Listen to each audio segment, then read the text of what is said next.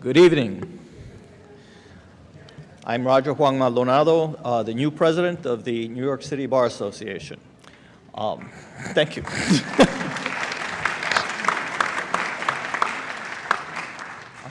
I welcome all of you to tonight's event, The Importance of Judicial Independence to the Rule of Law. And I have to say that for the City Bar Association, this is a wonderful, wonderful event, and Your Honor, thank you for helping organize it, because it takes us back to the origins of this association, which is the importance of protecting not just the rule of law, but those persons who are going to be an integral part of it, the judges who must have complete judicial independence. And beyond just the importance of the topic, we are especially pleased to be able to present to you tonight the very, very distinguished panel, which includes, of course, Justice Stephen Breyer, Associate Justice of the United States Supreme Court, Lord John Dyson, former Justice of the United Kingdom Supreme Court and Master of the Rolls, and I will still say Chief Justice Beverly McLaughlin. She corrected me to say former, but she is the former Chief Justice of the Canadian Supreme Court. Please welcome Philip Kessler, who is the Chair and President of the Bingham Center for the Rule of Law, who will introduce our panel this evening. Well,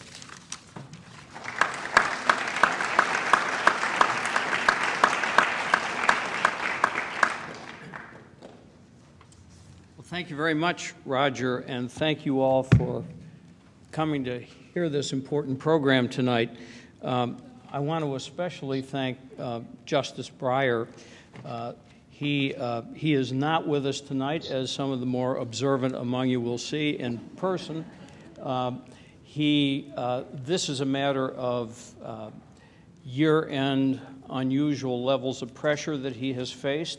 I know for a fact that he feels badly about it, and I know that there are many people who, if they were sitting in his shoes, would have simply declined. And we really appreciate the fact that with all that's going on at this time of the year, you would stick with us and be here as you are. Thank you very much for doing this.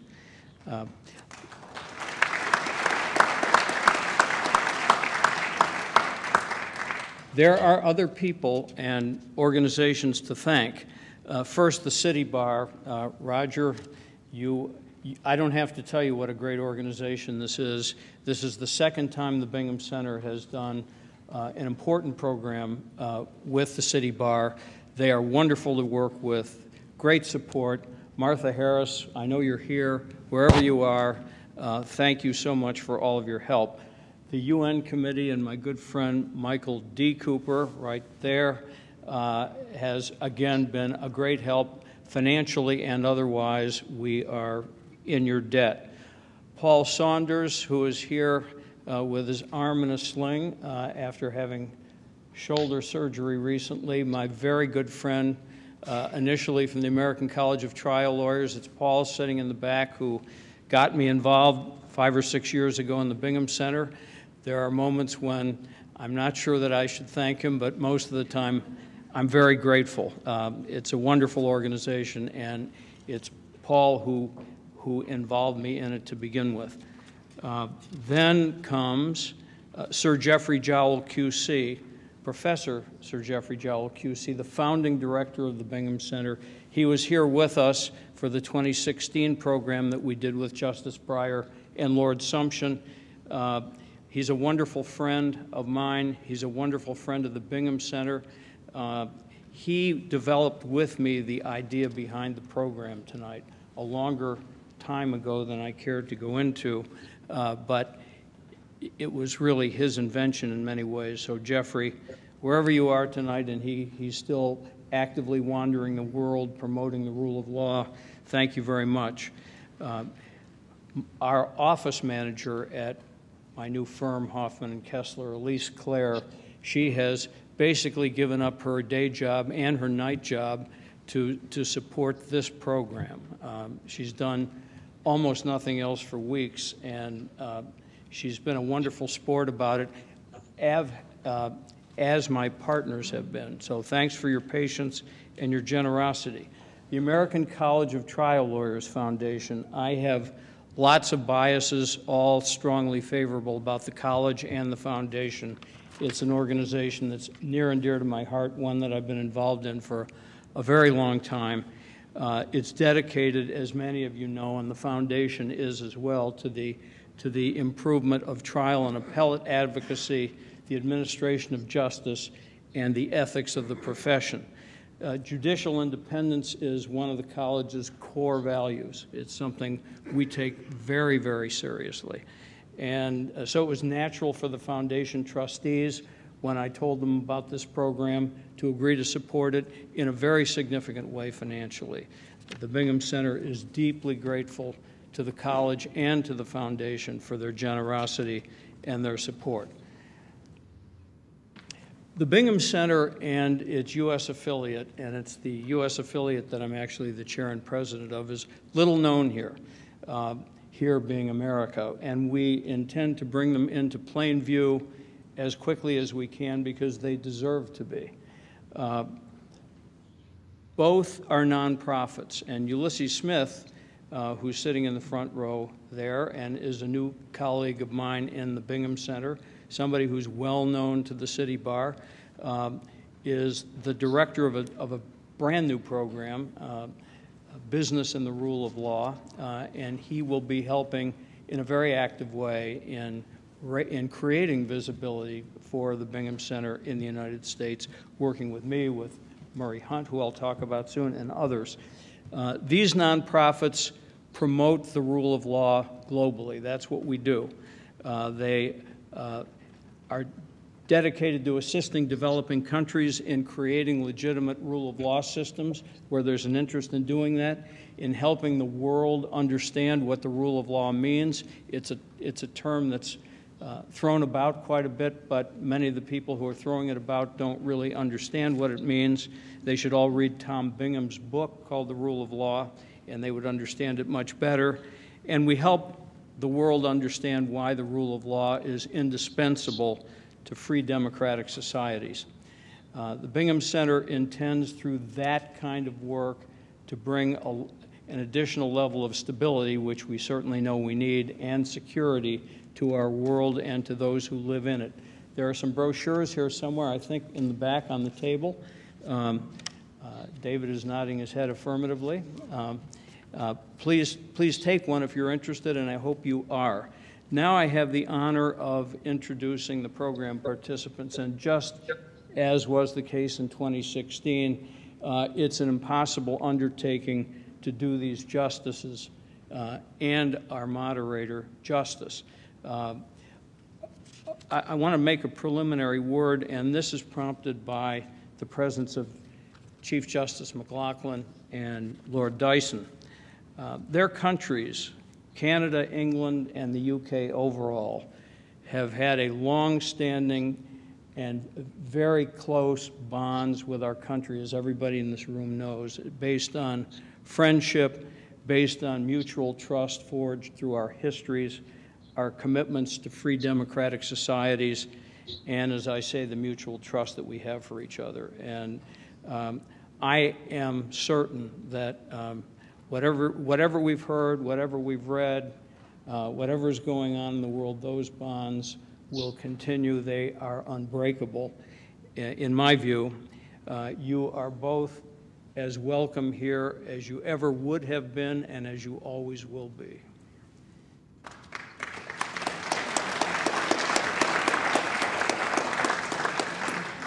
Let me turn to Chief Justice McLaughlin, who insists privately that I call her Beverly, but I can't do that from here. I'm sorry. She is the longest-serving Chief Justice of the Supreme Court of Canada, the first woman to hold that position. Some time ago, I read in my research, she summed up the importance of our courts and their independence, and I'm going to quote from what the Chief Justice wrote: "Democracy is a complex affair. You simply have to have courts there to resolve not only legal issues, but also constitutional issues. You could not conceive of a functioning Canadian democracy without the court and without a strong and independent court. So too all free democratic societies, as I know all of our panel members agree. A few words about her early life. She was born in a place in Alberta, Canada called Pincher Creek, a small town in Western Canada, not the most obvious springboard for the illustrious career that she has had. A high school teacher told her, another quote, "You've got the highest reading retention scores we've ever seen, but a girl can't do much with that." She proved her teacher wrong, and then some. She earned a bachelor's and master's degree in philosophy, one of my favorite subjects, at the University of Alberta, and earned her law degree there, where she was the editor-in-chief of the Law Review and the top student in her class. After engaging in private practice for some time and then teaching law at the University of British Columbia, she began her judicial career. One observer says that her career at the bench rose like a helium balloon through the judicial ranks. In 1980, it began with her becoming a county court judge in Vancouver. In 1985, she joined the British Columbia Court of Appeal. In 1988, she became that court's chief judge. And then in 1989, just 1 year later, she joined the Supreme Court of Canada, and in 2000 became its chief judge. I'm going to omit, just because of time constraints, the important organizations of which she's been a member. I won't list the at least 31 honorary degrees that she's earned around the world. Let me talk a little bit about her time as chief judge. Her court decided remarkably difficult, controversial, and hugely important cases, particularly cases involving human rights and fair trial issues, in the wake of Canada's 1982 Charter of Rights and Freedoms, something that's actually worth taking a look at sometime. It will remind you in many respects of our Bill of Rights. Her judicial philosophy is called conscious objectivity. She says, quote, "What you have to try to do as a judge is, by an act of imagination, put yourself in the shoes of the different parties and think about how it looks from their perspective, and really think about it, not just give it lip service. I've always resolved to just try to judge the issues as honestly as I can and not to think about things in too strategic a manner." And she goes on from there, but I won't. She was criticized vigorously at times during her tenure as chief judge by no less than Prime Minister Stephen Harper. She was accused of leading a judicially activist bench and thwarting the will of Parliament. Undaunted and exercising judicial independence, she responded by saying, "Our job is to breathe life into Canada's Charter of Rights. That's what Parliament has asked us to do and charged us with the responsibility of doing." Observations about her work as a judge, a justice, and chief justice speak volumes about her judicial capability and preeminence. Here are some quotes. "She is the epitome of a balanced judge, the intellectual leader of a measured approach to civil liberties and compassion for individuals. She has helped our country define and develop the law and our Constitution and has made so many seminal judgments that have further defined who we are as Canadians. A legal trailblazer and known for her defense of judicial independence. She wrote rulings setting her at odds with the Canadian government." And finally, from Prime Minister Trudeau, an authority I'm happy to cite, quote, "Her judicial accomplishments are unparalleled in Canadian history and reach to every part of our law. Canadians owe her an immense debt." Chief Justice McLaughlin, you honor us with your presence.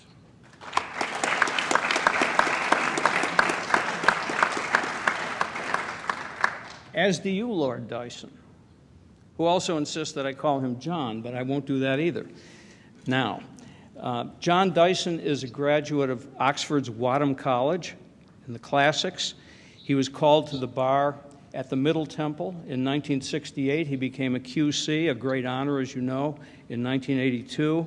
He practiced as a highly successful, sought-after barrister for 25 years before going on to the bench and handled many high-profile cases.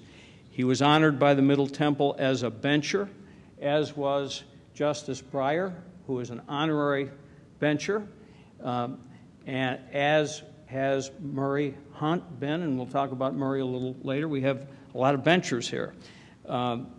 He was a high court judge starting in 1993, the Queen's Bench Division. In 1998, he was the presiding judge of the Technology and Construction Court. In 2001, he was elevated to the Court of Appeal. In 2003, he was elevated again, becoming the deputy head of civil justice in England. He, at that time, began chairing an important civil procedure rules committee at a very crucial time. You'll hear about that in a minute.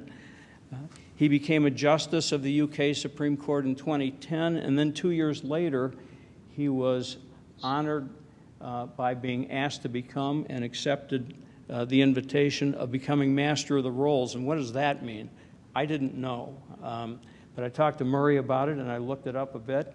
It meant that he was the president of the Court of Appeal. It meant that he was the head of civil justice in England. It meant that he was the second most senior judge in England and Wales. In 2016, he retired from the bench and returned to practice arbitration and mediation, which he continues to do actively, much to the benefit of many, I'm sure.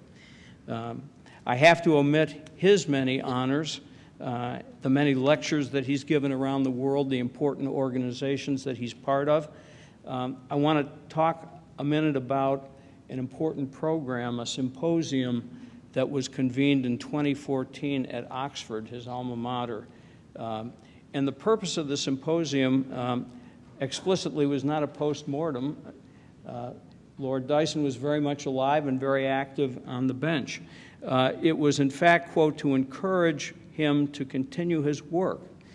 It was a convocation of preeminent jurists, lawyers, and scholars from around the country, and they were there to comment on his countless contributions to the law.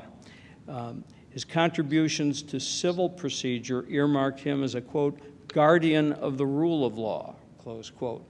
He was praised for favorably influencing the outcome of landmark Supreme Court decisions defining the very essence of a fair trial. His, quote, deep mark, close quote, on the reform intended by the 1998 civil procedure rules was emphasized. Lord Dyson, quote, understood the intellectual shift of the CPR's overriding objective, close quote. He delivered, quote, sound judgments at a proportionate cost in a reasonable time, close quote. That was essentially the overriding objective. Quote, he displayed judicial realism, skill, and brilliance in those judgments. Another quote, he is utterly committed to the rule of law and has all the judicial virtues, intellectually rigorous but practical in his decision-making, committed and imaginative in his approach, polite in and out of court, I can attest to that, listening to both sides but firm once he has made a decision, industrious in application and clear and persuasive in his style, never pompous. He's made, the last quote, two more. He has made major contributions to the effectiveness of civil procedure with an astute balancing of considerations of fairness and of discipline, the avoidance of unjustified delay and excessive legal costs. John Dyson had a long and vital impact on these fundamental matters of civil litigation and trial practice. Lord Dyson's concern about fair trial requirements surfaced plainly and often, but particularly in national security cases, in which the government sought closed material proceedings. His approach and his concern prompted this comment from another extremely illustrious jurist in England. The more the essence of fair trial rights is imperiled because of national security requirements, the more the common law must rise to meet the challenge. With John Dyson in charge of civil justice in this country, I am confident that this challenge will be fully met. Lord Dyson, welcome to America and to New York.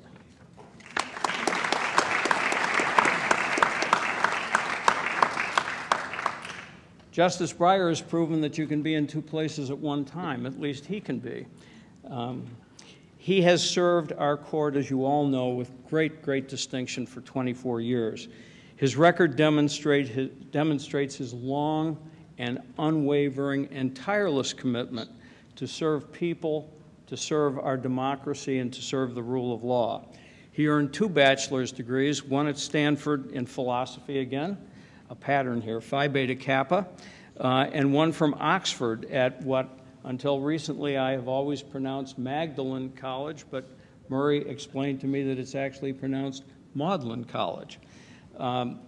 In philosophy, politics, and economics. You won't be surprised that he won first-class honors there, and then he went on to Harvard Law School, where he graduated magna cum laude, and then on to clerk for Justice Arthur Goldberg, and then government practice, important positions at the Department of Justice, assistant special prosecutor in the Watergate investigation, chief counsel to the Senate Judiciary Committee, and then in 1980, President Carter had the wisdom to appoint him to the First Circuit, where he served for many years, and as Chief Judge from 1990 to 94, and it was in 1994 when President Clinton elevated him to the United States Supreme Court.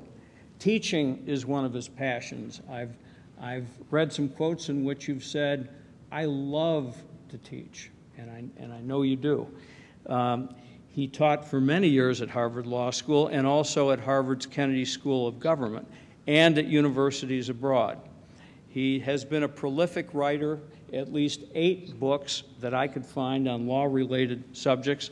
The most recent, The Court and the World, and here it is, this is my copy, illustrates vividly how far globalization has come and even its effects on the docket of the United States Supreme Court. Every lawyer, at least, and I would argue lots of other people, should read this book. I should disclose that I am a trustee and a member of the Executive Committee of the United States Supreme Court Historical Society, so you'll understand why I urge you not just to buy the book, you can buy it many places. Buy it from the gift shop at the Supreme Court Historical Society. And if you don't have to go there, you can call them, you can email them, and if you hurry, you can get what I have, which is Justice Breyer's signature. He has autographed many of these, and my sources tell me he might be willing to autograph some more if the demand is overwhelming. Once we get past June 30th. The list of weighty and important articles is voluminous, as you would imagine. A bit about his approach to judging, and I'm going to go right to his own words. A pediatrician who was a great mentor of mine, a medical mentor of mine, used to say, if you want to understand the child, you got to talk to the mother. This is what Justice Breyer says about something that his mother taught him. She made absolutely clear to me, in no uncertain terms, that whatever intellectual ability I might have means nothing and will not mean anything unless I can work with other people and use whatever talents I have to help them. Commenting on statutory interpretation, Justice Breyer has said, quote, "The law is tied to life. A failure to understand how a statute is intended can undermine the very human activity that the law seeks to benefit." In his 2010 book, Making Democracy Work, A Judge's View, he discussed the interpretation at length of constitutional provisions and statutes. He said that the text, the language obviously matters, but the analysis can't end there. It obviously must consider the relevant history, tradition, precedent, the purpose of whatever provision is at issue, and real-world consequences of the competing positions. His decisions have been described as pragmatic. He has been said to, quote, make the law more sensible. And I would say that we can all only imagine how fortunate it is for our country and for our world that Justice Breyer has served so effectively, so sensibly, so tirelessly on our highest court for 24 years, how indebted we are to him for his dedication to the rule of law and to all people that the rule of law is intended to benefit, which is to say, all people. Thank you, Justice Breyer, and thank you for making the special effort to be with us tonight.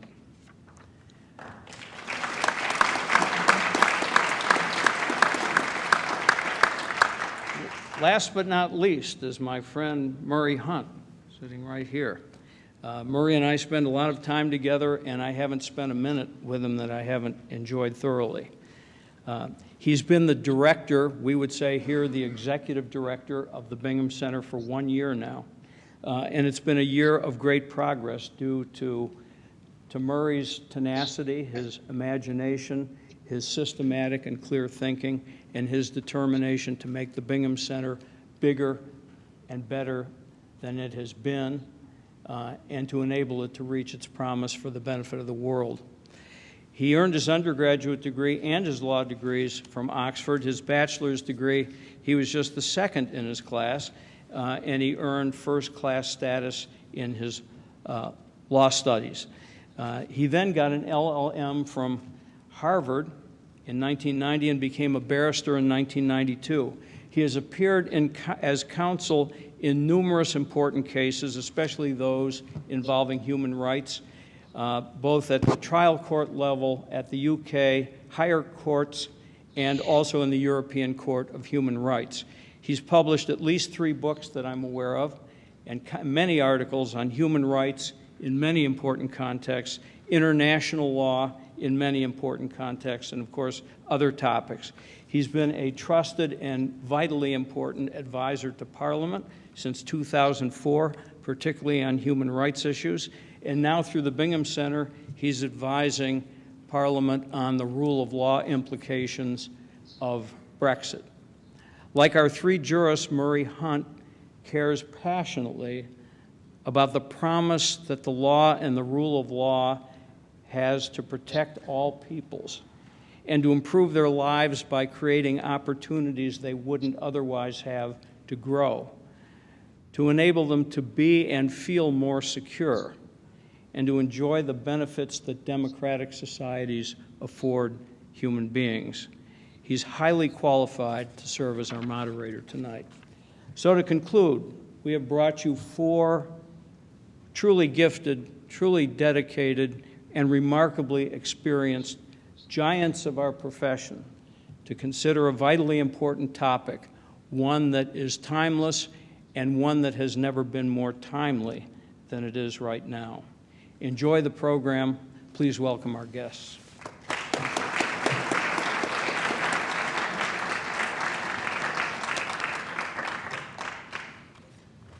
Thank you very much indeed, Phil, for that fantastic introduction.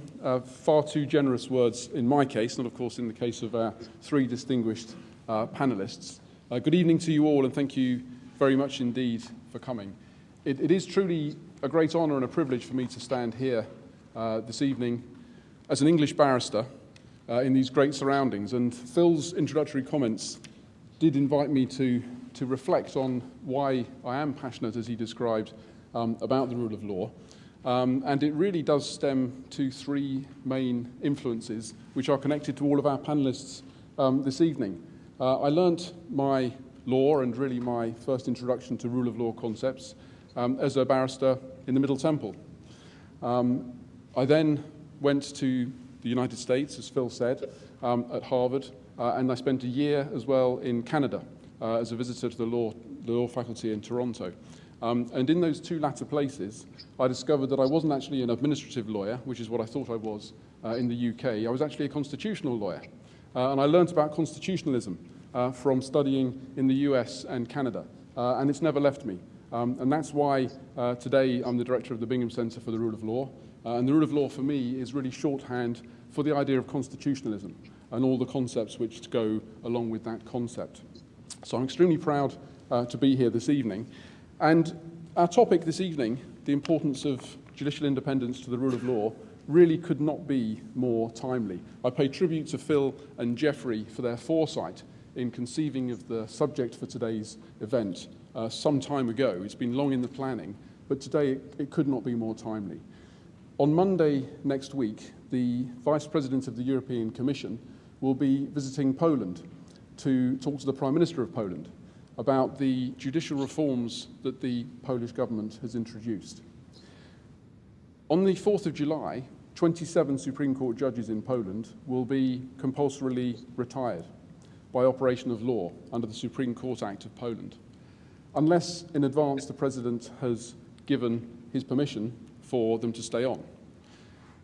Under this Act as well, the President will have a role in disciplining the judges in the Supreme Court. The President will have a role in deciding the internal organisation of the Supreme Court of Poland, and will even have a role in deciding the rules of procedure of the court. It's an extraordinary piece of legislation, and it's a very stark reminder that today judicial independence is really under very severe strain in many places across the world. The European Union is grappling with this problem. It's probably the most fundamental challenge to the rule of law that the European Union has faced since its foundation. And it's a problem in other member states as well, in Hungary, for example. In other Council of Europe states, in Turkey, for example, challenges there to the independence of the judiciary. In a number of states where we're seeing the return of authoritarianism, the return of populism, a retreat generally from international legal obligations, we see that judicial independence is increasingly under strain. In a number of developing countries, it's coming increasingly under strain. In a number of Commonwealth countries today, we've seen recent removal of chief justices or current chief justices facing removal proceedings in Bangladesh, in India, in the Philippines, in a number of smaller Commonwealth countries. And soberingly, it's not just in recently democratized countries or developing countries that we're facing these challenges to judicial independence. In the established democracies, we're also facing these challenges. In the UK itself, you may well all be aware, following the Brexit referendum, when the High Court ruled that Parliament needed to be consulted by the government before it initiated the process which leads eventually to the withdrawal of the UK from the European Union, some newspapers published some pictures of the judges concerned on their front pages under large banner headlines: enemies of the people, the judges versus the people. Quite extraordinary assaults on the individual judges who, performing their judicial duty, decided in good conscience that particular legal challenge. It's a challenge everywhere. It's a challenge in this country. It's increasingly a challenge in a number of countries. So our event, I think, is extremely important on a subject of great importance. We can't have democracy, we can't have human rights without the rule of law. And we can't have the rule of law without judicial independence. It really is the first foundational principle of the rule of law, in my view. The Bingham Centre, as Phil mentioned, has a long track record, quite a distinguished track record, in working on judicial independence. It's worked, Jeffrey Jowell himself worked with the judges in Myanmar, in a number of other developing countries. My colleague Jan van Ziel-Schmidt, who's here this evening, has worked to develop some principles, they're called the Cape Town Principles, on judicial independence and the importance of appointments commissions in securing judicial independence.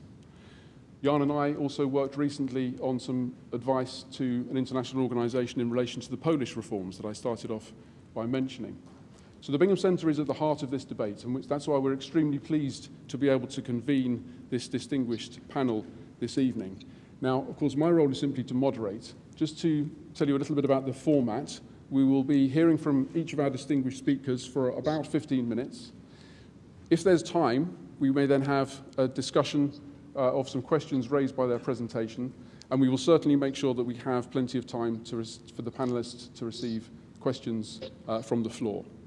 So with that, I'd like to hand over to our first distinguished speaker, Justice Breyer. Thank you. Oh, well, thank you. It's really very nice for me to be with Chief Justice McLaughlin and Lord Dyson, and they've done a great deal for their countries, and they've done a great deal for the law, and that means they've done a great deal for the United States, too, throughout their career. And thank you for the very generous and kind introductions, too. And also, I'm sorry I'm not there. I'm not actually there. I mean, this is some kind of magical stuff that they put on the wall to make you think. But I couldn't do it. Can't be two places at once, and I had to be here this afternoon. So there we are. What do I say about the rule of law? Well, I'll try to start this by saying, what is it? Why do we have it? What should we do about it? What is it? We have in the Constitution here, for federal judges, a provision that says judges will serve during good behavior, which we've interpreted that to mean for life. It doesn't necessarily mean that, but it says good behavior, life appointments, and it says that a compensation which shall not be diminished. Well, Congress does diminish it. All they have to do is wait for inflation and not catch you up. They diminish it all the time.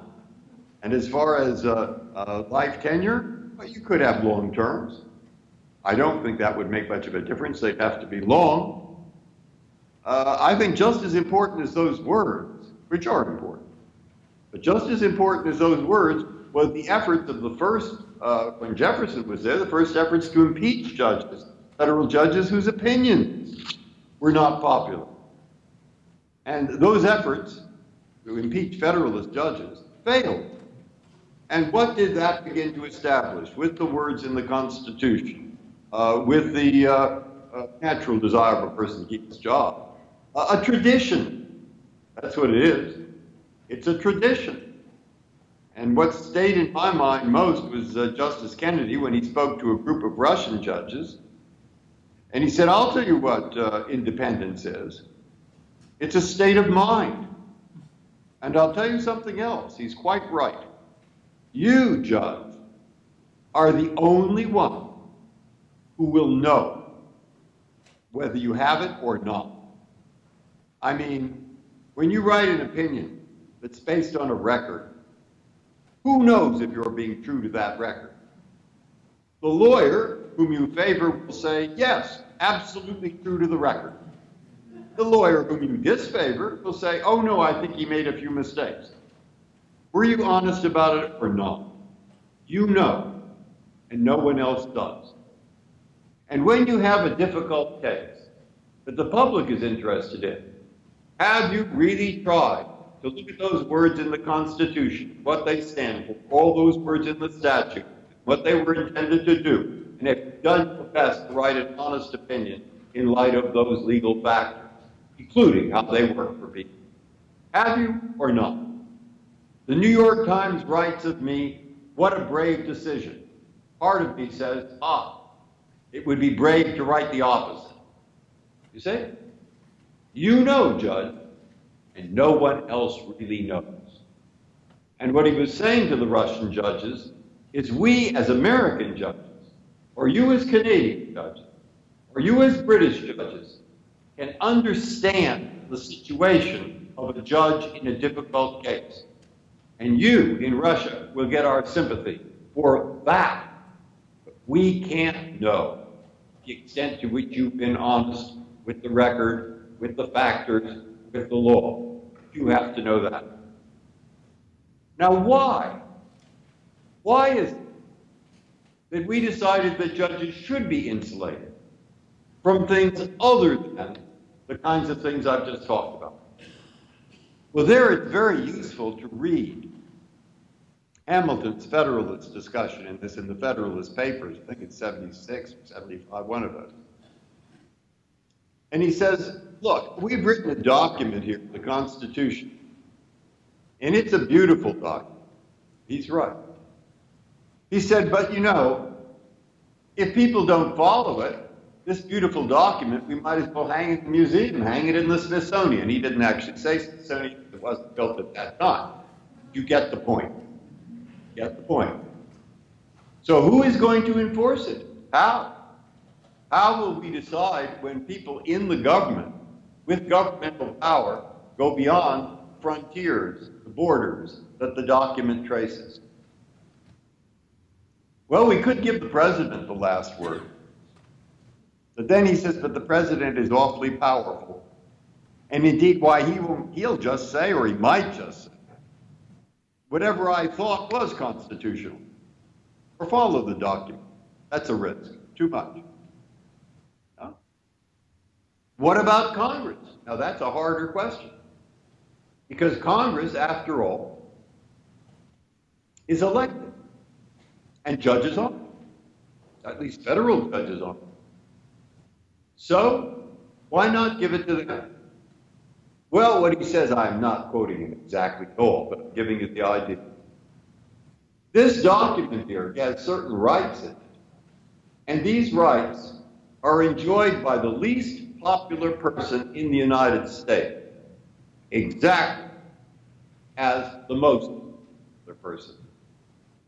Now, Congress, he says they're pretty good on popularity. I mean, if they didn't know popularity, they wouldn't be where they are. But can we be certain that they will do something when to do it is unpopular? No, we can't. Now, who's left under this Constitution? The judges. He says, who are the judges? I mean, they're gray. Nobody knows who they are. Perfect. I mean, the lawyers, some of them. But perfect. And they don't have the power of the purse, and they don't have the power of the sword. Therefore, they will not overdo it. They be right, they be wrong. Just comparatively speaking, they won't. Good. And they're legal. Good. It has something to do with law. We'll give them power. Now, you read what he really says in Federal 74, 75, 76. I'm not too wrong. I'm not too wrong. I'm close. I'm close. But he couldn't answer one question, which I think is the most topical and most important for us right now. He couldn't answer this question, which I've said many times because it comes out of Shakespeare. It's beautiful. It's Hotspur. And Hotspur is talking to Owen Glendower in Henry IV. Okay, Owen Glendower is a Welshman. Now, we know that Welshmen tend to be mystics. And we know that Hotspur is a practical Englishman. So Owen Glendower is talking, I can summon spirits from the vasty deep. Yeah, yes, says Hotspur. So can I. So can any man. But will they come when you do call for them? In other words, will people in the United States follow what the judges say? And that is a question that today is all over the world. Make it as independent as you want. But if the people do not understand what the point of this exercise is, i.e. what the rule of law is about, it will do us no good whatsoever. And I talk about this a lot, usually say the same stories over and over. And one conversation I had, which was impressed me, was president, a woman from Ghana, of Port Ghana, who wanted to really bring civil rights and really wanted to enforce civil rights more in basic protection, basic democracy, asked the question, what do people do what you say, you in the Supreme Court of the United States? And there, I couldn't get a single answer. I had to tell her a few stories. I say it is a question of what the musical was about, tradition. Go see Fiddler on the Roof. You'll see it. Tradition. And what does that mean? And I could tell her stories about when the President of the United States, despite the Supreme Court saying no, threw all the Indians out of northern Georgia. I can tell her stories of what it took Eisenhower, President Eisenhower, to put 1,000 paratroopers on the airplanes and fly them to Little Rock so that there would be integration. And after nine justices signed a piece of paper, all of them saying there must be integration in Central High School, Fine. They sent paratroopers, but the paratroopers couldn't stay there forever. And when they left, the school was closed. And it took Martin Luther King, and it took the Freedom Riders, and it took a lot of other things in order to get that law enforced. And today we just assume, like the air we breathe, it's just there. Under Bush v. Gore, which I thought was wrong and voted no, the amazing thing I heard Senator Harry Reid, a Democrat, say is I think it was wrong too, but people followed it. They followed it, even though it was important. And even though at least half of them thought it was wrong, and I did too, they followed it. Now, the people in the country prepared to do that or not? And what I wanted to tell the Chief Justice from Ghana is, I think, perfectly obvious. It isn't the judges you have to convince. They know about it. They know the importance of independence, which is internal. They know the importance of the rule of law, which is external. And they also know that it involves not just lawyers, not just judges. Contrary to popular belief, 319 million people of our 320 million are not lawyers. So, it's up to the judges, yeah. But it's up to the lawyers, yeah. And it's up to a lot of others to explain.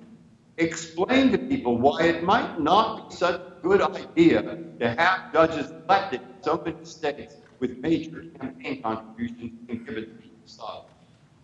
Explain to people in the villages in Ghana why it might be in their interest actually to have a rule of law, which means they will sometimes make decisions that they think are really terrible and might be wrong. Explain it, explain it, explain it. Law Day, newspaper, editorial boards, explain, explain, explain, explain. And don't give up. When you think you're losing, you do is do it double. Because that's the weapon we have. The judges and the lawyers are part of this exercise. The exercise is called the rule of law. The exercise is called judicial independence. And that's what we have to explain. So that's what I think it is. That's how I think it came about. That's what I think the big challenge is for all of us.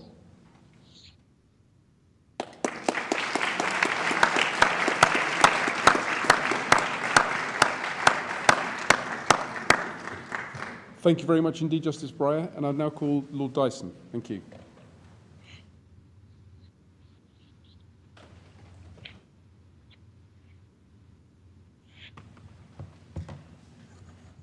Can I start by saying how thrilled and privileged I feel to be here. I didn't hesitate for one moment when I was asked whether I would like to take part in this event. So here we are, and my hopes and expectations are not in any sense being disappointed.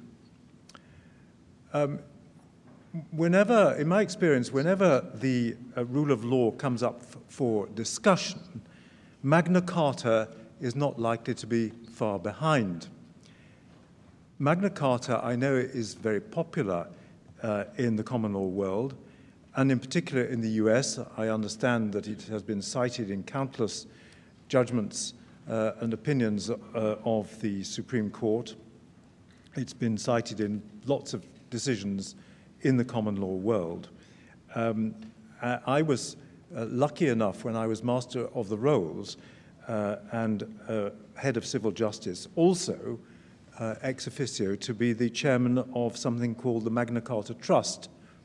The Magna Carta Trust was set up in 1956, and its objects are to promote what are perceived to be the principles of Magna Carta, but converted into modern parlance, I think, amount to the rule of law. And I was fortunate that during my 4-year term as Master of the Rolls, the 800th anniversary of the sealing of Magna Carta at Runnymede came up.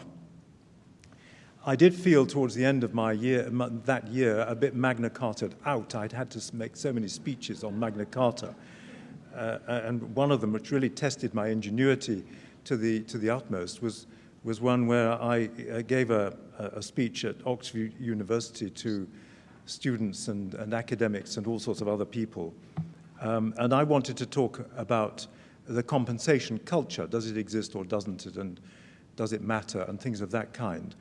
And late in the day, I was asked whether I would actually do a Magna Carta lecture. And the reason for that in particular was because the Bodleian Library is in possession of no fewer, I think, than 2 Magna Cartas. So I really didn't want to completely scrap what I'd written. So I converted the title of the lecture to the compensation culture ad Magna Carta. That was the easy bit. I have to say that what I produced was a little contrived. But one of the other speeches that I made during that year was actually on the 15th of June, which was the very day when the Magna Carta was sealed. And there was a huge event at Runnymede, attended by 4,000 people, a lot of Americans. There was a wonderful speech from Loretta Lynch, who was the Attorney General, the US Attorney General at the time. And I was told that I was expected to speak for 3 minutes. I know I have a little more this time. That's why I'm spinning this out a little bit, but I thought you might be interested to know what happened. I was given 3 minutes, the Prime Minister was given 4 minutes, and the Archbishop of Canterbury was given 4 minutes. And at the end of all this, the Queen was asked to unveil a little plaque. So I started off with my 3 minutes, and I had to make every word count, as you can imagine. And I ended up by saying, Lord Denning, who was one of my predecessors as Master of the Rolls, said that Magna Carta was the greatest constitutional document of all time. Slightly extravagant claim, but there it is. That's what he said. The foundation of the freedom of the individual against the arbitrary authority of the despot. And then I said, with those magnificent words ringing in our ears, it gives me great pleasure to invite the Prime Minister to speak. The Prime Minister was David Cameron at the time. I don't know whether he saw the funny side of that or not. He never told me. But anyway, to get down to business, we clearly have to start when considering the topic that's on the agenda for this evening with what the rule of law is. Now, I think we all of us, in a general sense, know what the rule of law is, and we all of us in this room, I'm quite sure, think it is extremely important. The great Lord Bingham already mentioned the eponymous great Lord Bingham, who was one of my heroes as a jurist and a judge, and I was fortunate enough to sit with him several times and to appear in front of him when I was at the bar. He said that the core of the principle of the rule of law was that all persons and authorities within the state, whether public or private, should be bound by and entitled to the benefit of laws publicly and prospectively promulgated, that's to say not retrospectively promulgated, and publicly administered in the courts by independent judges. I think that is, I hope you'll agree, an excellent nutshell statement of what the core of the principle is. And within that core principle, there are quite a number of very significant rules. And I just want to mention a few of them before I come to the question of the independence of the judiciary in a little more detail. The law must clearly be accessible and clear and predictable. Questions of legal right and liability should usually be resolved by the application of the law and not the exercise of discretion, arbitrary, whether arbitrary or otherwise. The laws of the land should apply equally to all, unless differentiation can be objectively justified. The law must afford adequate protection of fundamental human rights. Ministers and public officers must exercise the powers conferred on them reasonably in good faith for the purpose for which the powers were conferred and without exceeding the limits of those powers. Means must be provided for resolving without prohibitive cost or inordinate delay civil disputes which the parties themselves are unable to resolve, in other words, effective access to justice. And the adjudicative procedures provided by the state should be fair. Well, in a general sense, the role of the courts in promoting the rule of law defined in this way is self-evident. There is no point at all in having clear laws which purport to protect fundamental human rights or which outlaw discrimination or capricious or unreasonable behavior by the executive, or which provide for a system of criminal trials or for the resolution of civil disputes, if the judges who apply those laws and determine those disputes are not independent of the parties and are not required to discharge their functions impartially and with fairness. Without an independent judiciary, the rule of law is an empty aspiration. Well, I suspect none of that really is very controversial, certainly in this room. And I'm no doubt that there are parts of the world, and Murray touched on some of them in his remarks, there are parts of the world where that is not accepted at all. But in Western democracies, certainly, all of that, I think, is not controversial and understood. The crucial question is how to secure an independent judiciary. And I just want to touch on a few points which we may well want to pick up in the discussion that follows. First of all, it seems to me that there has to be education and training of judges to act impartially, fairly, and with integrity. Now, in some jurisdictions, and I like to think that the UK is one of them, judges don't actually need to be taught how to act impartially, fairly, and with integrity, because as things currently stand at any rate, judges are drawn from practicing barristers mainly, a few solicitors, but mainly barristers, and barristers have spent their whole careers appearing in front of judges, and they know perfectly well what is expected of a judge in that regard.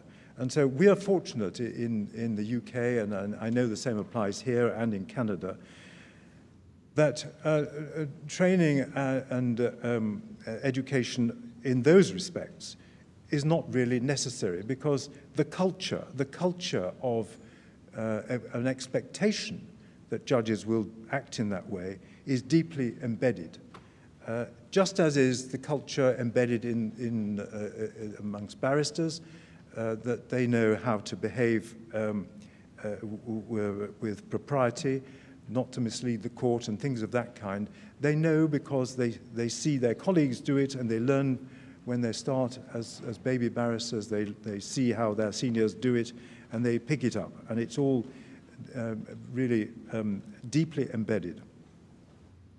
Other countries are not so lucky. And certainly a lot of UK judges and lawyers do travel the world, and I know the same applies in other Western jurisdictions, spreading the word, as it were. And there is a real desire in many countries, which are not as well off in that respect as we are, to learn. So education and training of judges seems to me absolutely crucial. The next thing is a bit mercenary perhaps, but very important. You've got to pay the judges enough.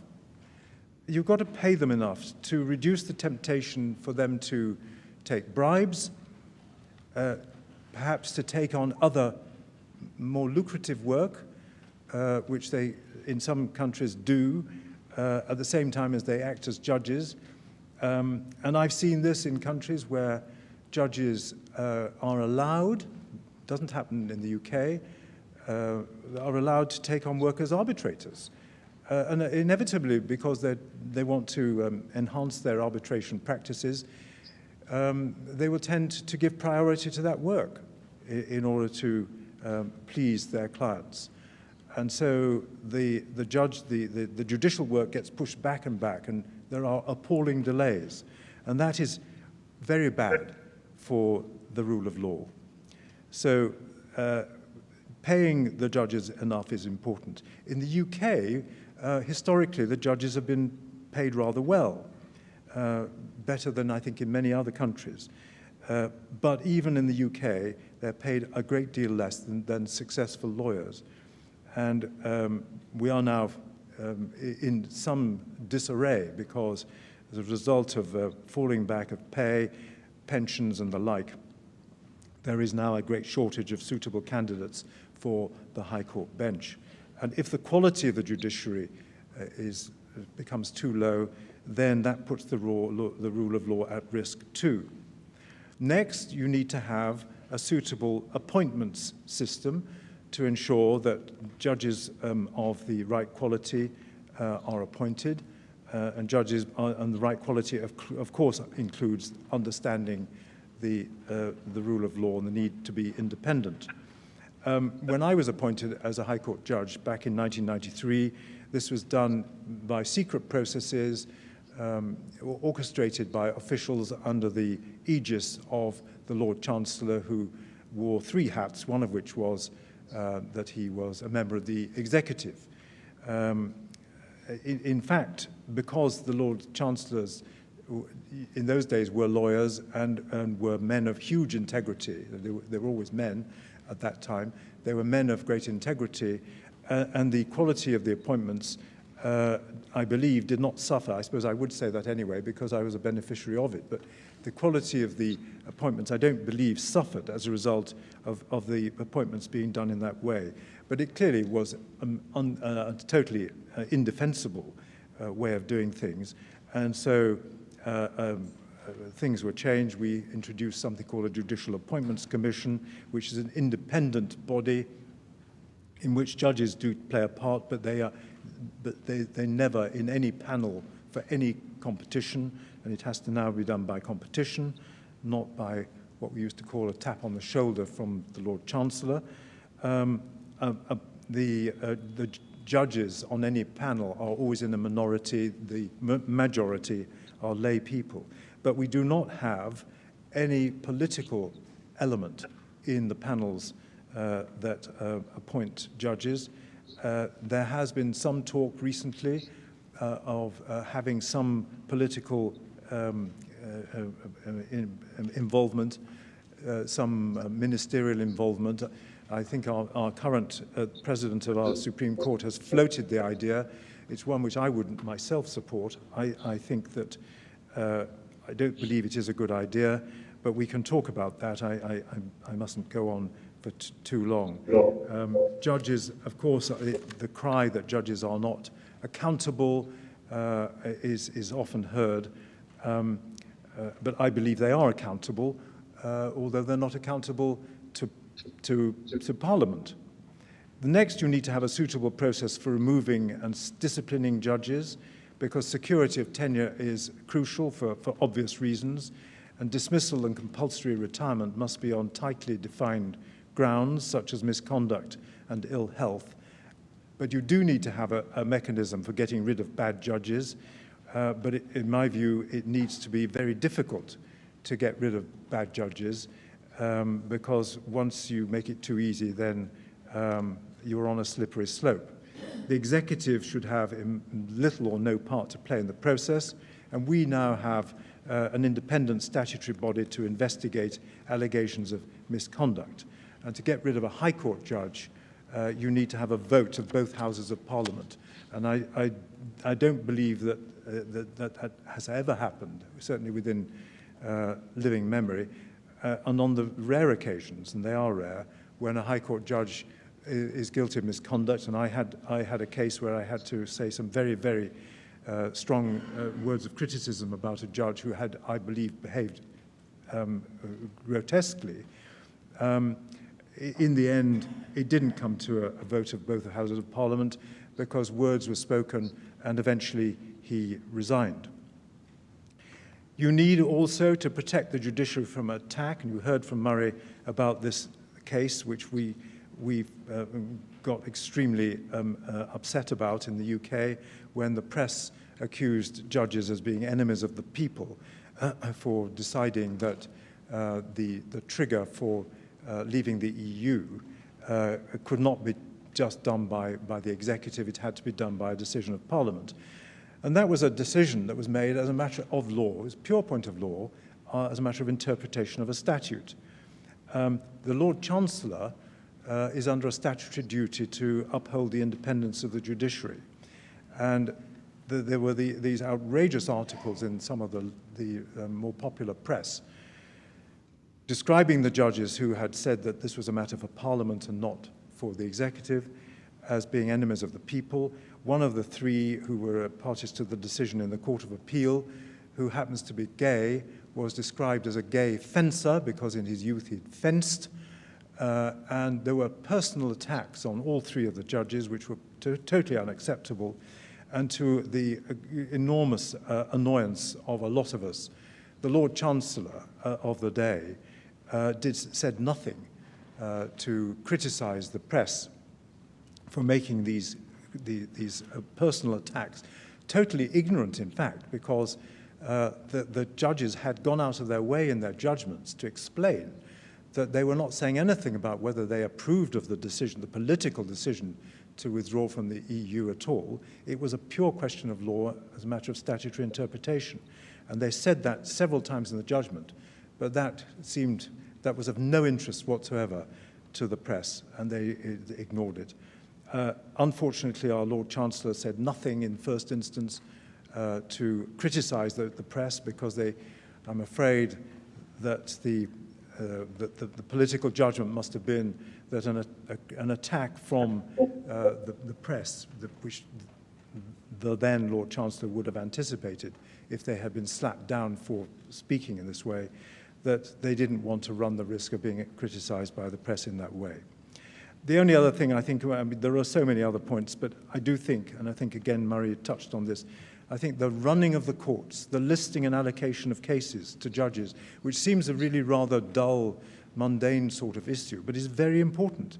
You can't have taken away from the judges the decision as to which judge is going to hear which case. That is hugely important, but it needs to be understood, and it's certainly well understood by the judges who run our system. So that all needs to be done under the control of the judges. The politicians should have no part to play in choosing which judge decides which case. Well, I think I probably spoken long enough. Thank you very much.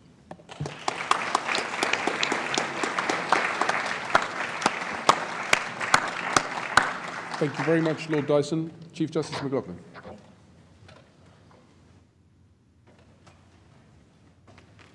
Well, let me say before I begin how honored I am to be here tonight in the presence of you all and of two other such eminent jurists. And I am also very pleased to see so many people here with a deep commitment or an interest in maintaining the rule of law and judicial independence. I would like to echo the comments of Murray Hunt as he introduced this session, because I believe that we are living in a difficult time, and I speak globally, for the rule of law and the independence of the judiciary, which is fundamental to it. We are in a time of great change in the world, and the institutions, among them the rule of law, judicial independence, and so on, which we took for granted for so many decades, are either being challenged or being undermined by other influences and actions. And so I believe that all of us who care about these things need to think very seriously about how we can maintain the rule of law and judicial independence. So this brings me to a question which I think is at the heart of what we are considering tonight, and that is, why do we need judicial independence to have the rule of law? Can you have the rule of law without an independent judiciary? And there are many who say so, and others who may not say so, but actually believe it, because by their actions they are prepared to undermine an independent judiciary. So I think it's important that we ask that question. What is that connection? And I think it's a profound question, which different parts of the world answer in different ways. In my country, Canada, and in the United States, and in most Western democracies, the consensus is, as we've heard tonight, that you have to have an independent judiciary to maintain the rule of law. And certainly Lord Bingham said this in his seminal book on the rule of law. But I've had the privilege to travel throughout the world and talk about the rule of law in different parts of the world. And let me give you one example. In China, my husband and I went there, and I talked about the rule of law. And what I quickly came to understand was that we were having difficulty agreeing on what the rule of law was. The people there said, of course, we have the rule of law. But what they were really talking about, it seemed to me, as I listened, was rule by law. Now, there's a profound difference between rule of law, as Lord Bingham describes it in his book, which involves an independent judiciary as an essential component, and rule by law. To the Chinese, all power, including judicial power, flows from the state as a matter of constitutional law. And that makes it seem to many of them to be constitutionally impossible to posit an independent judiciary.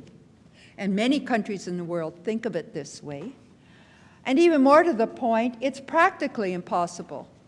I remember after the fall of the Berlin Wall and the opening up of Eastern Europe, there were many judges from Eastern Europe who came to Canada and other countries in the West to learn how to be independent judges. And a particular group had come from Romania, and they spent 3 weeks in judicial education courses. And at the end of it, we had a little reception at the Supreme Court, where we offered them a glass of wine and bid them farewell and good luck. And one judge sidled up and he got me in the corner and he said, now I have a really important question. He said, all this talk of judicial independence, I want you to tell me the truth. He says, you can't tell me that if you're making a decision that affects the government in a serious way, a minister might not contact you on the side to discuss your decision. I said, of course, that's precisely the case, and I gave him some examples of ministers who had had to resign in Canada because they called a judge, a Chief Justice, to ask when the decision would be released. They hadn't even discussed the merits, and I said they had to resign. He just shook his head and walked away. I think we need to understand how difficult it is for people who come from other backgrounds to understand the difference between the rule of law and the rule by law. Rule of law is a complex concept that includes not just the idea of laws that govern behavior or provide benefits, but the idea, as has been mentioned, that all state power has to be exercised in accordance with the law. The law binds everyone from the top to the bottom, and all state power has to be exercised in a legal fashion. That is essential to the rule of law. And so the idea that all state power must be exercised in accordance with the rule of law brings in the idea of judicial review of the exercise of state power to determine whether that exercise conforms to the law. And the citizens have a right to bring those cases and say to the court, we don't think this conforms, and then the court has to rule. And judicial review of the exercise of state power requires an independent judiciary. It's that simple. A judiciary that is independent of the legislative and executive branches of government. So the Western concept of the rule of law also includes the idea that ordinary citizens are not only required to obey the law, but are entitled to seek redress for breaches of the law Once again, this necessitates independent judges. Now, rule by law, on the other hand, is much less complex. At its most limited, it simply means the state enacts laws which people are expected to obey. The laws define people's choices, constrain their conduct. Rule by law is an improvement on rule by arbitrary dictator's whim, the whim of an autocratic ruler, in that it presumes norms of legitimacy and imposes duties and consequences in advance.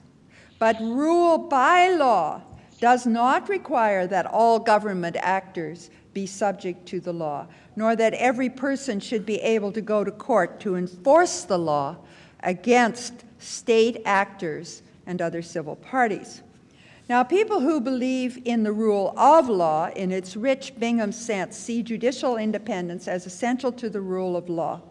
People who believe in the rule by law, on the other hand, don't see judicial independence as essential. So in order to make this case, we really have to try to have people understand the distinction between the rule of law in its rich sense, as Lord Bingham described it, and rule by law.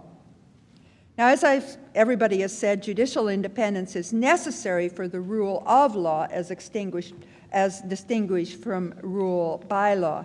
Yet even in states that accept this, such as mine, tensions may arise between the exercise of independent judicial power and the exercise of power by legislative and executive branches of governance.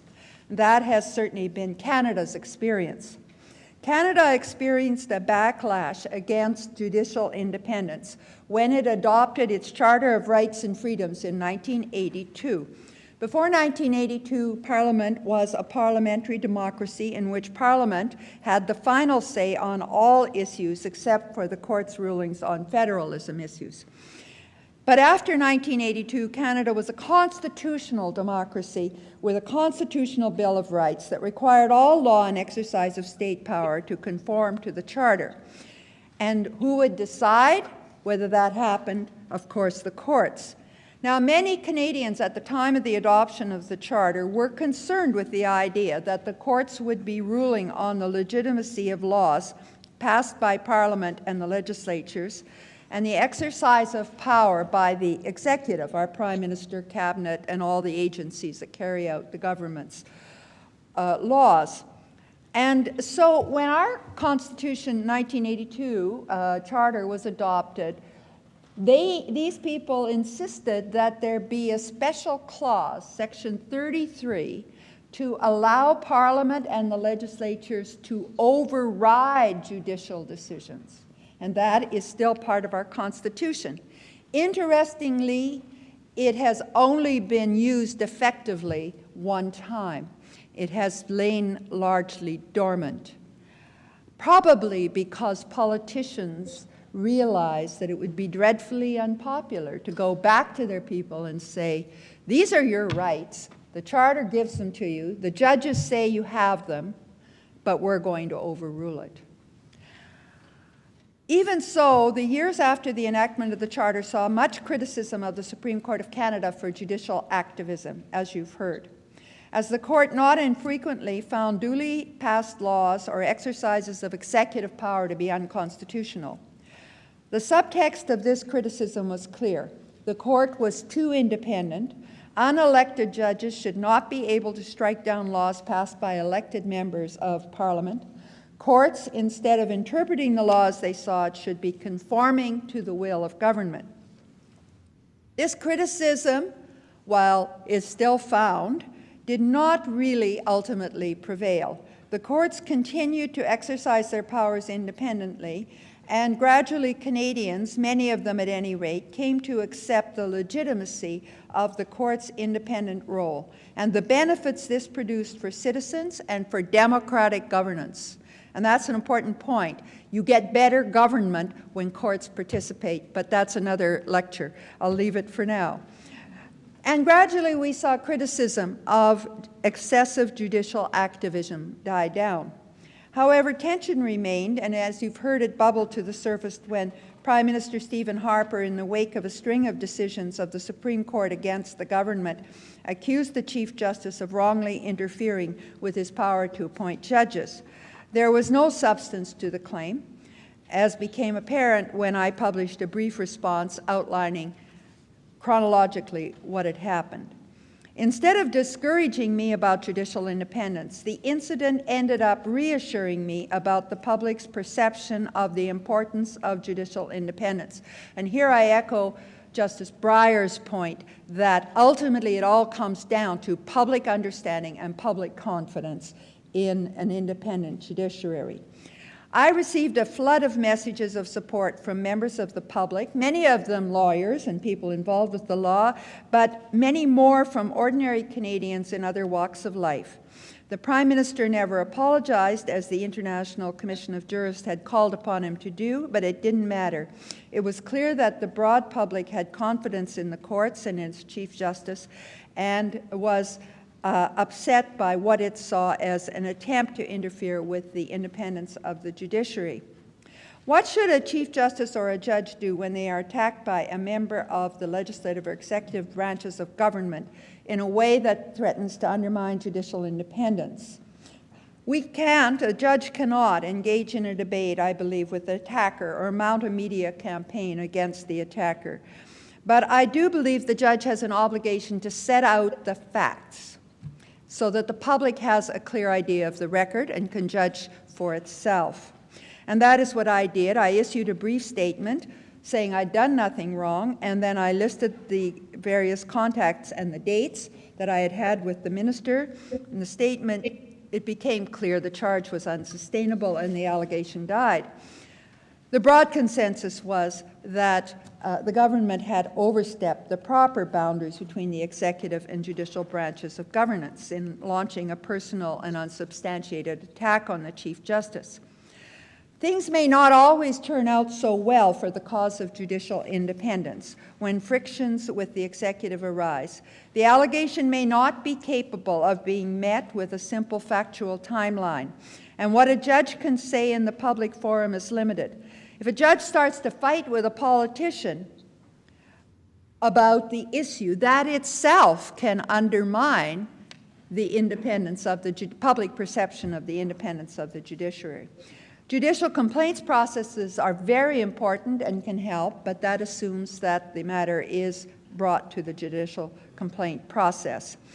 And I believe, as has been suggested, that members of government have a duty to speak up in support of a judge, particularly the Attorney General.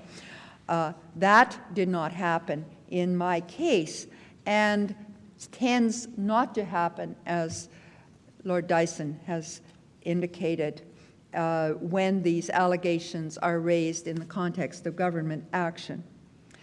However, a number of organizations, including the International Jurists Association, the American College of Trial Lawyers, and the Canadian Bar Association, issued statements saying that the allegations of wrongdoing in my case were groundless and inappropriate, and reasserting the need to respect the independence of the judiciary. And this had great weight, I think, with the public, who were trying to decide who is right and who is wrong in this particular situation, had the Chief Justice truly done something improper. So we must continue to hope that our legal organizations will support judges when they are attacked. This said, in an age when truthiness often passes for truth, when public discourse is increasingly polarized and politicized, and when shouting too often drowns out listening, countering impingements on the independence of the judiciary is certain to become more difficult in the future than it has been in the past. We must face this reality and strengthen our resolve to preserve the principle of judicial independence. Judicial independence is a venerable principle dating to the struggles of Lord Coke with King James I, and one that has served the world well. We may in the past have taken it for granted. That is no longer so. The changing times in which we live call upon all who value judicial independence to redouble our efforts to ensure that it survives into the future. Thank you so much.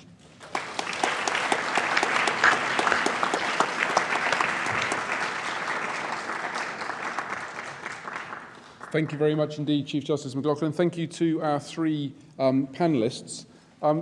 We will very shortly take some questions from you all from the floor, but I just would like to, first of all, pose a couple of questions to the panellists myself before we move to that. But I'm only going to ask two questions.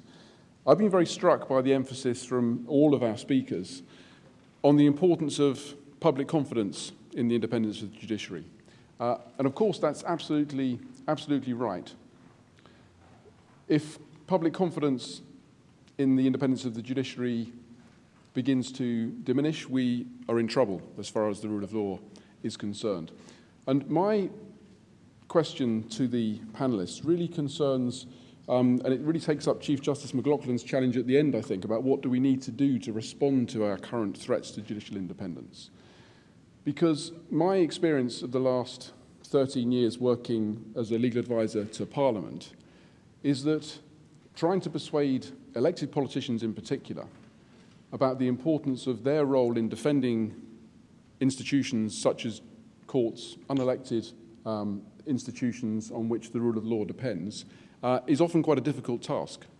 And I wonder whether, to some extent, the malaise that we are suffering from in terms of public confidence in some places is because our democratically elected politicians haven't sufficiently themselves understood the importance of judicial independence or thought about what their role is in defending judicial independence and even promoting judicial independence.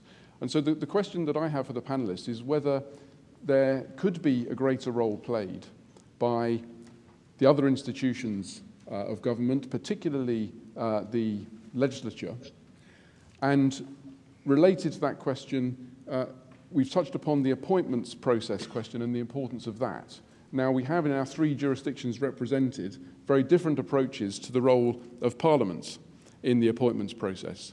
And I would just like to ask our panellists, Lord Dyson has touched upon this, whether there is any room for, in their own systems, more creative thinking perhaps about the role of the legislature in the appointments process, against the background of my first question about whether that role could be increased to make legislators take their positive promotion role of independence of judiciary more seriously. So if I could ask each of our panellists to respond to that question first, and then we'll go to questions from the floor. Thank you. Perhaps I could start with Justice Breyer, and then Lord Dyson and Chief Justice McLaughlin could answer from where you are. Thank you. Well, I agree very much with what the other two speakers said. I mean, Beverly Walken really handled a very difficult situation very well. That was an unusual case where she was directly accused of something she didn't do. She didn't do anything wrong. She put out the facts and got the bar to support her and the others, and it went away. Most of the time, the reaction of judges should be, I think, just what she said. I mean, forget it. You're going to be criticized. Too bad. If you can't take a little criticism or even a lot of criticism, then go into some other profession. We aren't the ones who can defend ourselves. It has to be the lawyers. It has to be others. Now, as far as the politicians are concerned, well, I mean, I was confirmed in a political process. And I sat there, and it wasn't all that pleasant, you know. On one side of the table, I'm me, and I'm supposed to be non-controversial, too. On the other side are 17 U.S. senators. I'll tell you, that is a stressful situation. And you don't know I didn't know what they're going to do, and I'm on television. And they'll do what the public, I think the public is very tolerant, actually. But if the public had thought no, it would be no. And that's a democratic window into a process in our country, which once you're appointed for life in the federal system, there isn't much the public can do about you. So it's a typical compromise. And I thought, what questions will they ask? I don't know that much about the process. I usually use this joke, which I'll say because it's a funny joke. See, to ask me about the appointments process, I was the appointed person. The confirmed person, not the appointing person, or the confirming person. It's like asking for the recipe for chicken a la king from the point of view of the chicken. When I'm asked, I say, I think politicians will do what they think their constituents want. And therefore, by and large, the process has to be educational. We have to teach civics in schools. You all know that. Sounds boring, but it's true. And you have the City Bar of New York, the Bingham Society, you have the Federal Bar Council. You have lots of organizations. You can, with Chief Judge Katz, to do this a lot. Bring students into the courts. Let them see what goes on. And people in firms can say, I will devote so many hours a year to this educational process. Long term, absolutely. But if you don't do it, the support and understanding will disappear. So that is the best I can suggest, because I can't think of anything the longer run is more likely.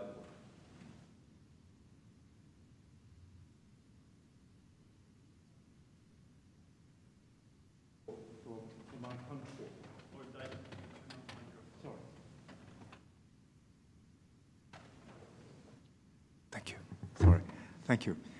I can only speak for my country, but I don't believe, this may sound very complacent, I don't believe there is a significant problem of lack of public confidence in our judiciary.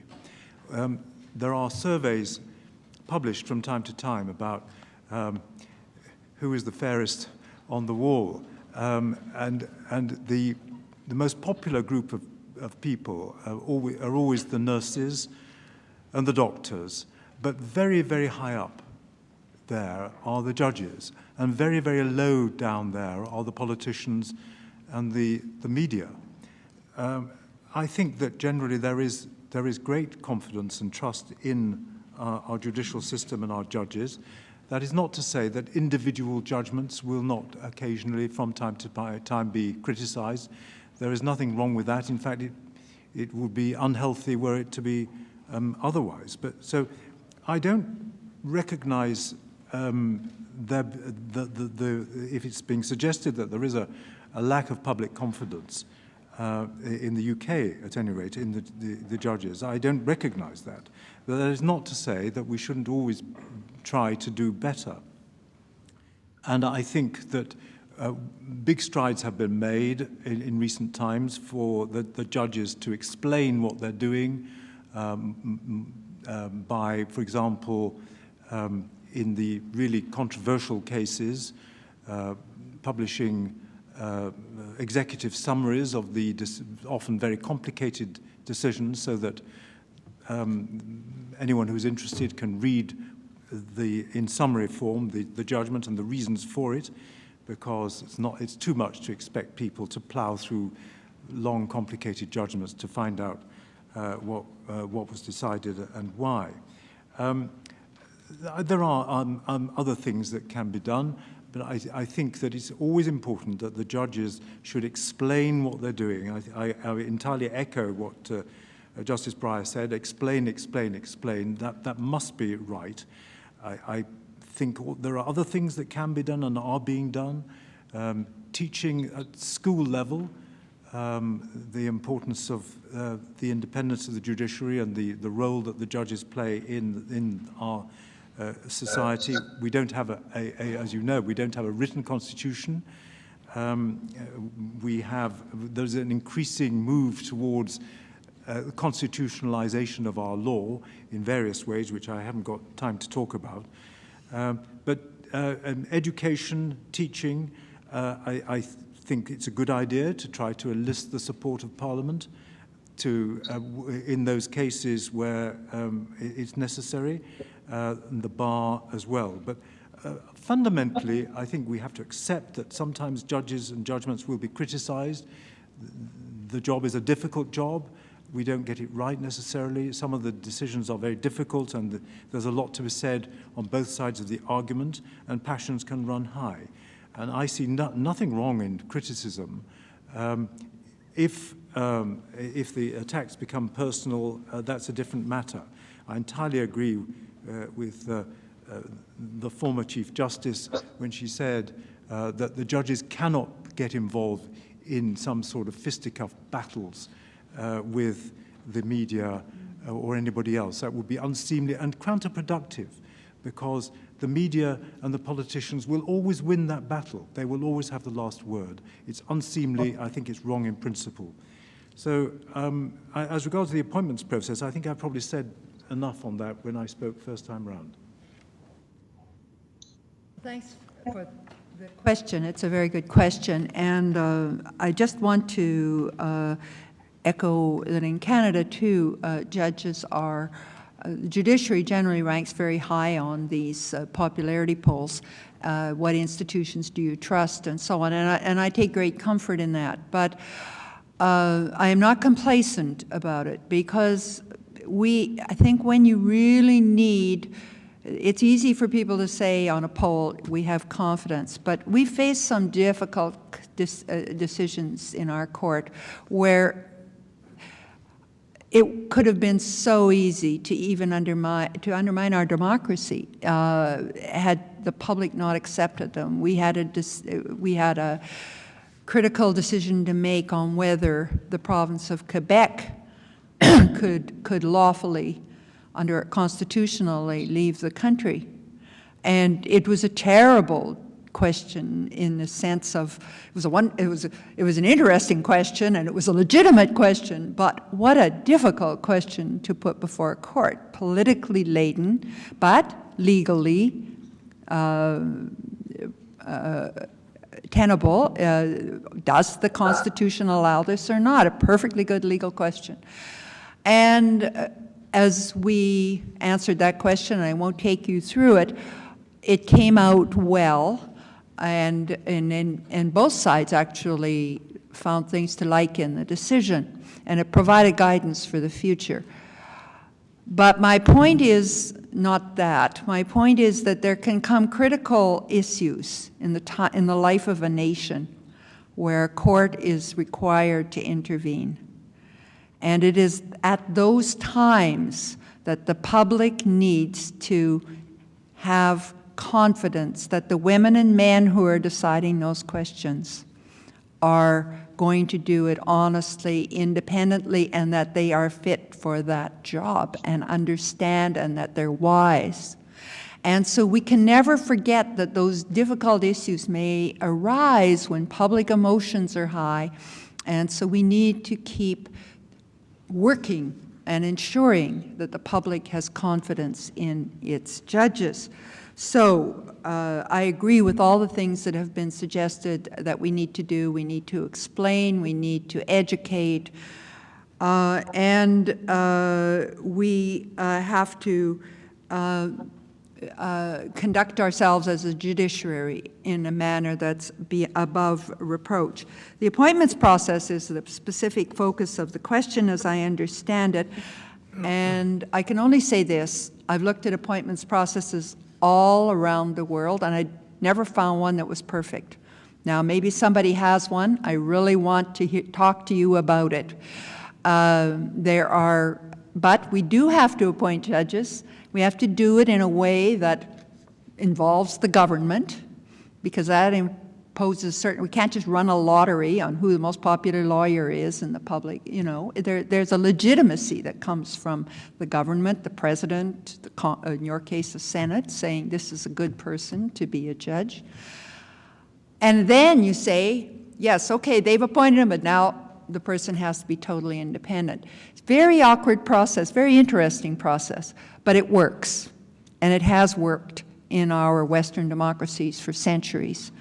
And I think it's not perfect, but in these modern days, there are public demands that were not there before. When I started practicing law in Canada, it was when I became a judge, it was the touch on the shoulder, somebody contacting you quietly saying, if you were asked, would you do this, etc.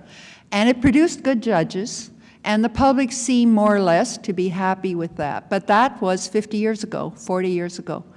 And I'm not sure it would still be the case now. We've seen in Canada demands that we move, and we have moved, as was the case in England, to a system that allows independent evaluation of candidates, and in this case of the Supreme Court, not a Senate confirmation process, but a kind of, after the person is named by the Prime Minister, a public questioning, the person appears for public questioning by members of Parliament and so on. And I've watched that, and I think it has been beneficial in terms of public confidence. The public watches on the television, they see women and men who are thus far conducting themselves very, very well, who are asked difficult questions, who respond intelligently and appropriately, and in some cases with some humor, and come across as a human being that they can relate to. And I think that those kind of things help the public say, yes, we have a good person on the bench. So I'm pleased with the greater openness that we are seeing in the appointments process. And I think it's probably essential to maintaining public confidence in the judiciary in this day and age. The public is entitled to know who their judges are at the end of the day. Thank you very much indeed. A very brief footnote to the Enemies of the People episode in the UK. The Lord Chancellor did in fact eventually come out and mount some defence of the judges, although it was then itself criticised for its adequacy. But interestingly, the prompting mainly came from parliamentarians to provoke the Lord Chancellor to respond. And I think that's a little silver lining in this story, that parliamentarians there demonstrated that they took seriously their role in enforcing or upholding the independence of the judiciary and prompting the government to take its duty seriously as well in the face of attacks on the judges by the media. So there's some good news in that story as well. Mm-hmm. So can we now move to some questions from the floor, please? Yes, is there a roving mic or? I can talk pretty loud. Okay, please do. So. I'll stand up.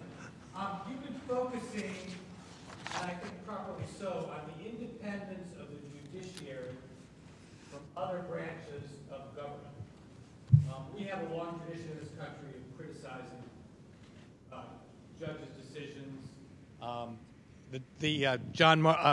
Andrew Jackson said John Marshall has made his decision, let him enforce it. We had a decision in the 1850s that probably was a catalyst for the Civil War. We have Franklin Roosevelt trying to pack the court.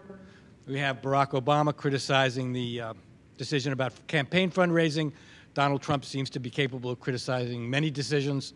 But what my concern is, or what I want to ask about is, we're talking about in this country, at least the judges at the federal level, who all serve for life, can only be effectively removed by impeachment or resignation. But in our state courts, which is a part of our judiciary that we haven't really talked about, many of our judges are elected. I come from Illinois. All of our judges are elected. And I suspect in most states in the country, at least some state judges are elected. I don't know if any judges are elected in Canada or Britain. No. My instinct is no. But you basically have one.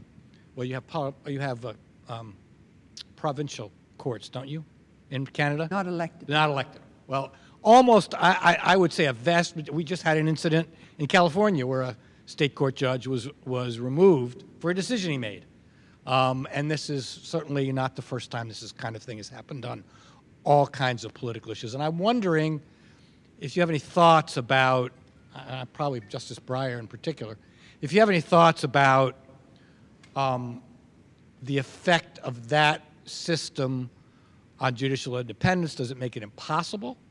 Does it make it remote?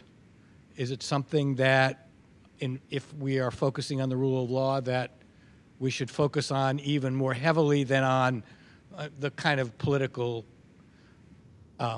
critique of decisions that we're always going to have when people don't like the result of what a court decides. Okay, thank you very much, Nick. Can we take a couple more questions before we go to the panelists? Yes, sir.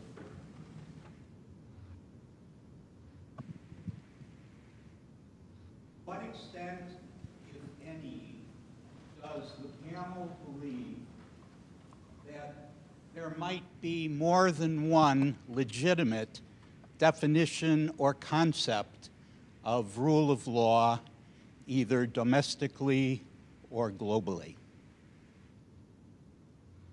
Thank you, and thank you for the conciseness of your question as well. If we have two more equally concise questions, there's time to take 4 questions. Do we have any more questions? Over there and then here. So over on the left there first. Thank you.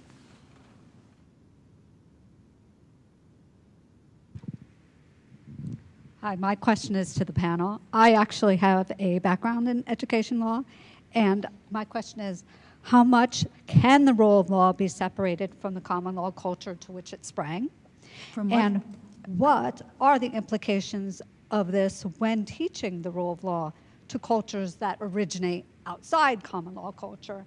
And in the US, this was solved to a large extent by the public school system, which needs to be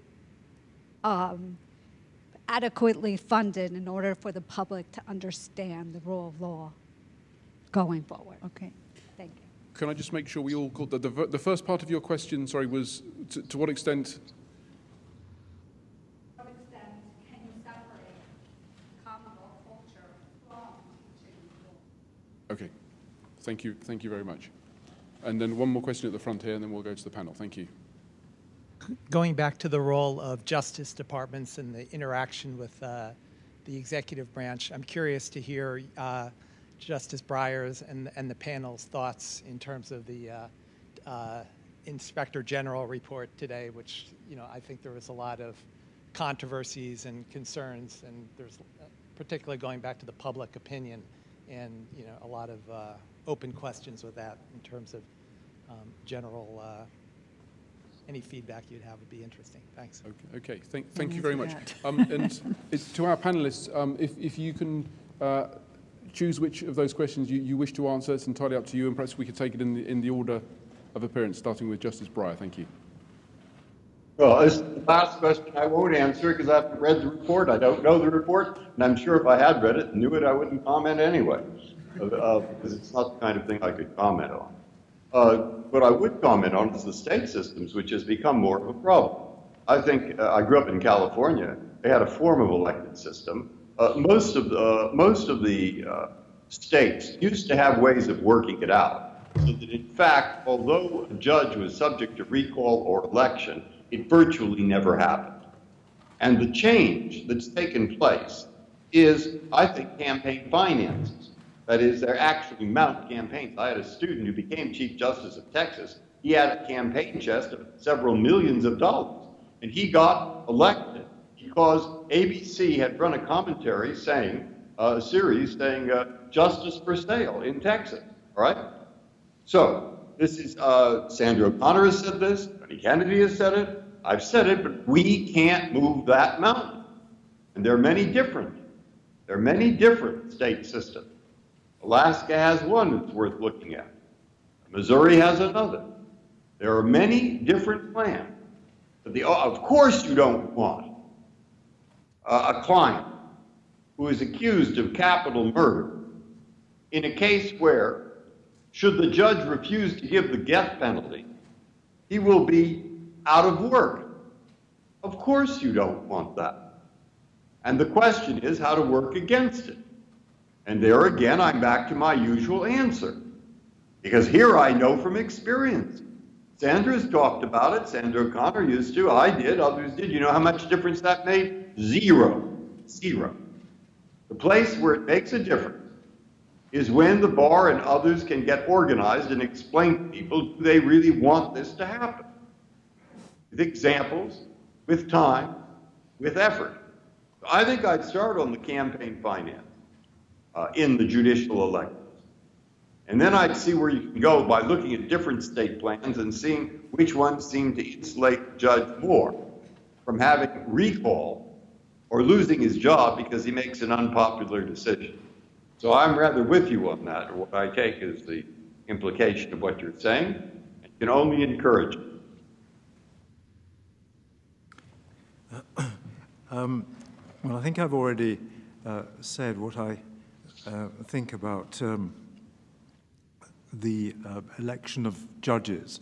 Perhaps I'm too close to the system with which I'm familiar, but I thank my lucky stars, really, that the system with which I'm familiar is one where judges are appointed and they cannot be removed except for fairly extreme misbehavior or misconduct. The question about is there more than one definition of the rule of law, I'm not sure that I understand quite what lies behind that question. But the rule of law is a shorthand, really, for a whole group of norms which I summarized and I took really from Lord Bingham. And I think that... Sorry, is there something wrong? No, it's all right. Yeah. And I believe that, and I think all three of the panel believes, that the norms which are summarized by that shorthand, the rule of law, are good, they are necessary for a good society, and so if you want to call the rule of law as meaning something different from those, well then I'd like to know what it is. If it is what the Chief Justice McLachlan said was ruled by law, then that for the reasons that she gave, with which I totally agree, that wouldn't be mean what I understand to be meant by the rule of law, and would certainly not reflect the values and the norms which I believe to be reflected by the phrase the rule of law.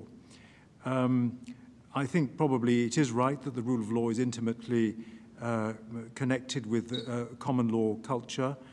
I'm afraid the Inspector General's report, I'm afraid I haven't had access to any of the newspapers today, and I was at the Frick collection this morning, and the result of that was that I simply am not in a position to comment on that question. I will refrain from commenting on elected judges. We have never had that in Canada, and I am very happy that we don't have it. I'm beyond that, have nothing to say on that section, on that question. On the question of what the rule of law means, I agree entirely. I agree entirely with Lord Dyson that it's a collection of concepts. But I think we need to, for me, what really is important is the idea that everybody's bound by the law, and that there are independent judges who will determine that, to which anyone can go and get a fair hearing. And when you look at places where the rule of law is breaking down, that's what's happening. There's people at the top are saying, we're not bound by this. We've been elected or whatever, and to heck with these judges, and or in more subtle ways undermining them. And that's the attitude that is antithetical to the rule of law. And that's what's happening in many places in the world where we note, as Murray was saying at the beginning, that there seems to be an erosion. So it's this fundamental idea that everybody, including the rulers, are bound by the rule of law, and with that comes judicial review, and with that comes the need for an independent judiciary. So those things are connected. Now, there's a lot of other concepts that are important and come along, such as, laws being published in advance and many other things. But the critical cutting edge seems to be about this idea, is everybody bound by the rule of law, or can people at high levels pervert it on occasion, or get their own result, or interfere with it in some way, or curb the power of the judges when the judges seem to be getting in the way of their program. On education, I'm not sure I understand the question completely, but I believe that maintaining the rule of law is contingent on an educated public, and we need to do more in my country to ensure that school children understand the importance of the rule of law, that they understand why we have independent judges, and it's not that difficult. I remember when I was in grade 11, my history teacher said, and I didn't know anything about the law, but I do remember him telling us that we have to have judges, and the judges have to be independent from the politicians, and we have to pay the judges enough, he said, so that they won't be tempted by bribes or that they won't have to do other things. And those are very essential ideas. And I had never thought much about the law, but I still remembered them to this day, you know. And if you can get those few ideas across to kids, it's great. And there are other programs that we're doing. I don't want to go too long. I know we're over time. But in Canada, my husband has been involved with some education programs where you make videos and you get teachers involved, and you have games that kids can play where, you know, they go into a concert and their pack sack is taken, and when they come out, they're charged. And do they need a lawyer? What kind of judge do they want? Do they want a judge who's related to the police officer? You know, simple questions. Kids can understand this stuff. And I think we really need to put more emphasis on this. I speak for my own country. I can't speak for any other, on education at an early stage.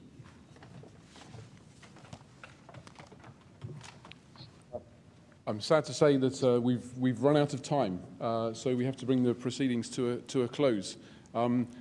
Phil thanked everybody in his introductory remarks that I would wish to thank on behalf of the Bingham Centre, and I echo his thanks. I'd like to thank in particular our three distinguished panellists. They really have, I feel, galvanised us to go out and proactively promote judicial independence amongst a wide range of different audiences, including school children, including the public, including parliamentarians, and to explain, I think is a very good message to take away. So thank you very much to our three panellists. Finally, there's one person that Phil didn't thank in his introductory remarks because he's a very modest man. And I would like to thank Phil himself, who really has been the driving force between this evening's event from its conception some time ago to actually delivering it here this evening. He spent an enormous amount of time and energy, invested an enormous amount of his own time, and the Bingham Centre is extremely grateful to him for making this evening possible. So thank you very much indeed, Phil.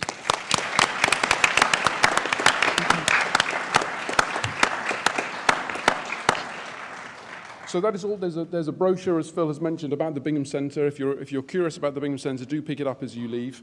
We very much look forward to continuing the conversation that we've started with you this evening. Thank you.